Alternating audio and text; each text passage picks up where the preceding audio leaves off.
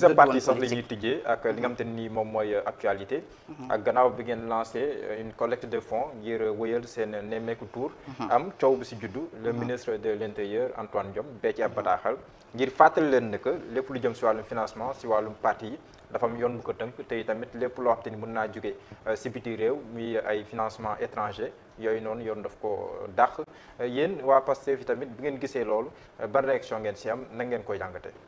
waaw ni ñu koy jàngatee c'est très simple parce que dañuy jàpp ni menace bi concerné wuñu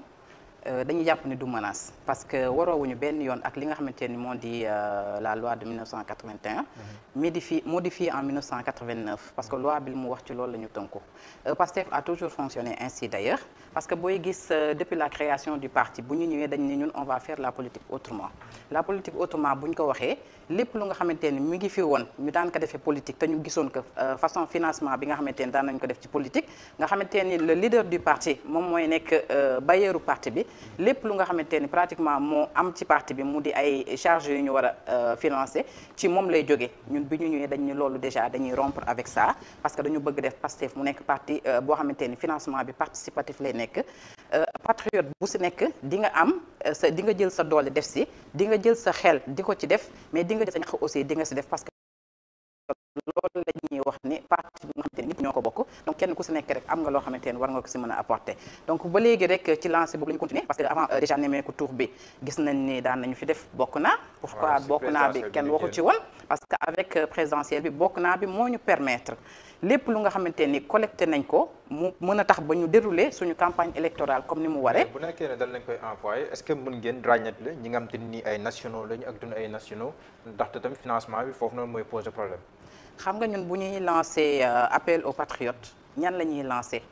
ñi ñuy lancé mooy les membres de PASTEF les militants et les sympathisants te yaakaar naa ne mënuloo militer ci parti te nekkuloo sénégalais. je pense que ni foofu moom leer na et que ñun moyens yi nga xamante ni moom la ñuy utiliser aussi bu li tax ba nemmeeku tur bi ce sont des moyens très transparents yoo moom la ñuy utiliser la preuve en est que samedi gis nañu nemmeeku tur bi ni mu demee moyens yi ñu utiliser di nga gis ni c'est Wari la Orange Money Tigo et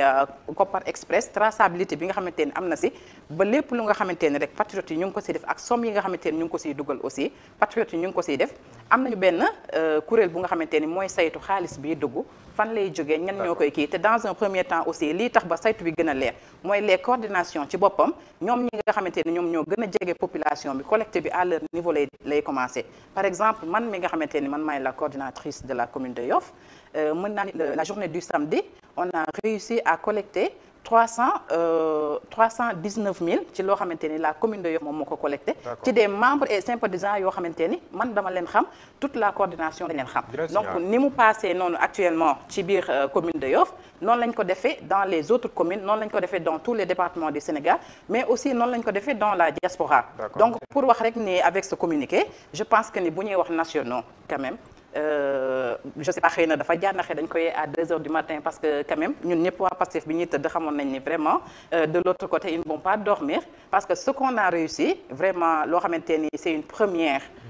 ci politique Sénégal te dara waralu ko rek lu dul engagement militant Pastef yi ak détermination bi ñu am ak gëm bi ñu gëm le projet de Pastef ba tax na lépp lu président Ousmane Sonko woote ñun ni dañ ciy dugal suñu loxo dañ ciy dem ba mu jeex parce que kat suñu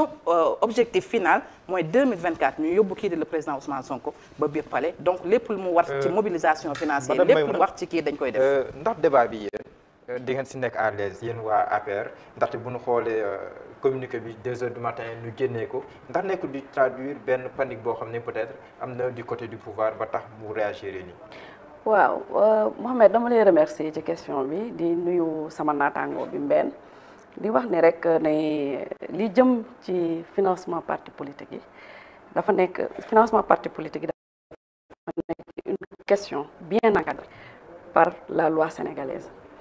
et que ministère de l'intérieur ñoom ñoo yor suñu kaaraange bu initiative bu mel ni amee yoon la ku xam contexte bi monde bi di doxee ku xam yoonu émergence bi nga xam ne Sénégal tegu na ci on fait l'objet d'une convoitise de l'étranger donc ku xam également financement yi lu mu mën a dugal ci réew en termes d'insécurité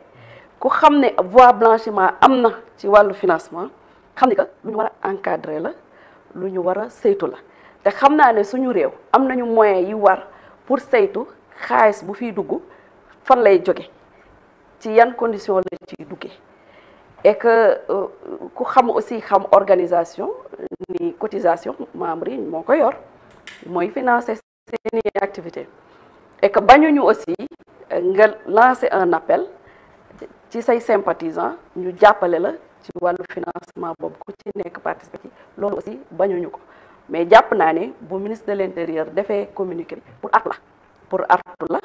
ndax tamit il faut que ñu sàmm kaaraange réew mi yenn risques yi waruñu ko ci jël te daf ci am yoo xamante ne amoon na dans le passé li ci mel ni ñu ci doon dégg ay tilo waa yoo xam ne financement bi ñu dugaloon ci Pastef te loolu mu nekkoon loo xam ne leerul ci bopp population yi leerul ci bopp sénégalais yi loolu leerul ci bopp sénégalais yi te mën na véritablement mën nañu conduire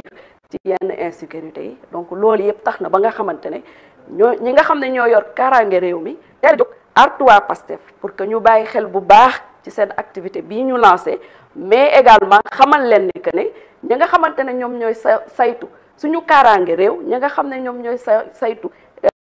xaalis biy dugg ci suñu réew fan la jógee ak ci yan condition ñi nga xam ne dañuy bañ ay blanchiment ak yooyu muy dugg ci suñu réew ñooñu ñu ngi ubbi seeni bët te ñu ngi xool bu amee lenn lu nuroog loolu lu ci am mën na tax ñu tas parti bi te loolu du wax ministère de l'intérieur mais loi 89 bu nekkoon ne da nga koo appliqué sànq yaa ngi wax waxi passé aussi ndax kon APR dina àgg fi mu àgg ndaxte le président Macky Sall bi mu nekkee opposant waxoon na ko sur leer moom jaar na ay financement am te ni da doon jóge si diaspora bi di leen sax sant di leen gërëm kon bu nekkee ne loolu noonu appliqué woon nañ ko moom kon est-ce que kon li nga wax bañu ma ko waaw est-ce que kon li nga wax APR dina mën a fallu sa bak li nga wax bañu ma ko dama ne j'étais très clair damay revenir si li ma wax bañuñu participation wu membre Pastef à condition que ñu nekk ay sénégalais ñoo war a mën a nekk membre ci parti n'est-ce pas li loi bi bañ mooy financement bu jóge ci beneen étranger boo xamante ne du sénégalais et que artu la nañ may loolu nguur gi nañ ko may ministère de l'intérieur parce que ñoom ñoo yor kaaraange lan moo justifié loolu nag bu ko justifié mooy am na yu fi xewoon wax naa la ko léegi leeru si bopp sénégalais yi et que dafa am loo xamante ne dañ koy bañ sénégalais yëpp dañu war a ubbi seen bët ndax kaaraange réew kat dëgg la am nañ ay institutions yu ñu fi teg ñu war ko saytu mais ñun ñëpp dañu ci war a dugal suñu loxo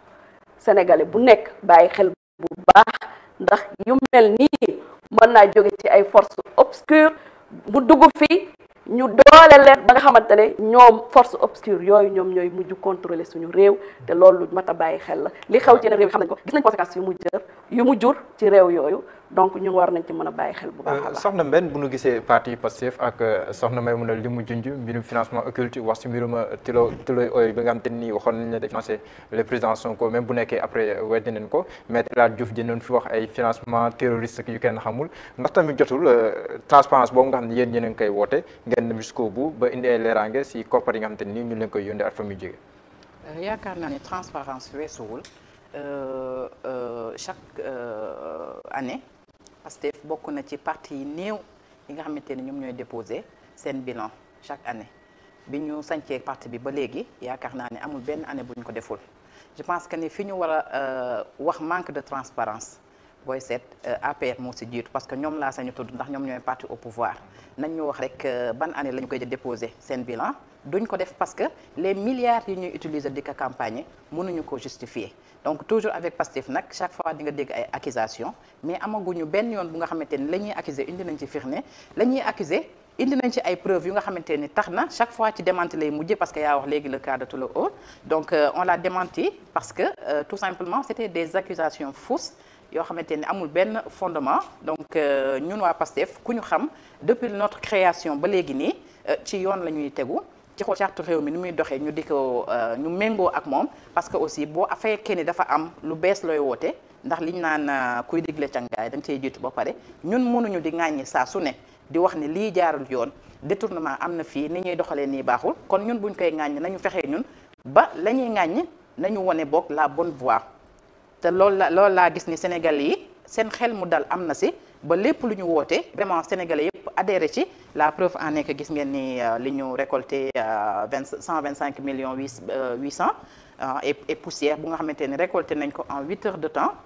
sénégalais yëpp jàpp si nga gis lu mel ni diaspora boo totalisé seen contribution dem ba 75 millions donc mais bu ñu fàtte aussi c'est pas seulement la diaspora qui a contribué les sénégalais yi nga xamante ni établis ici au Sénégal dañu contribuer à hauteur de 50 000 plus de 50 000 francs ci seeni 1000 francs cotisation yi méttiwul 1000 francs 2000 francs 3000 francs mais li tax mu bari les sénégalais ont adhéré à ce projet donc bu si ñëpp jàppee donc pour mu am réussite dafay daal di yomb te loolu moom la ñu gis keroog samedi